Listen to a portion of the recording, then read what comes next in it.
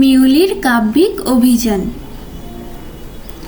একটি ছোট ধূসর রঙের বিড়াল যার নাম মিউলি ঘরের জানালা দিয়ে বেরিয়ে পড়ে এবং একটি জাদুকরী নদীর ধারে পৌঁছে যায়। সেখানে তার একটি কথা বলা মাছের সাথে বন্ধুত্ব হয়, একটি উড়ন্ত পাখির সাথে বন্ধুত্ব হয় এবং একটি চালাক শিয়ালের সাথে বন্ধুত্ব হয় এবং তারা চারজন বন্ধু হয়ে যায়। তারা একসাথে সোনার ঘণ্টা খুঁজতে বের হয় এবং গুহার ভিতরে সেটা পেয়ে যায়।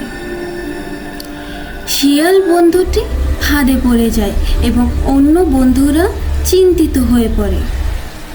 অবশেষে তারা তিনজন মিলে শিয়াল বন্ধুটিকে উদ্ধার করে।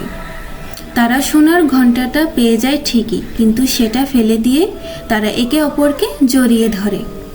The moral of the story: বিপদেই প্রকৃত বন্ধু।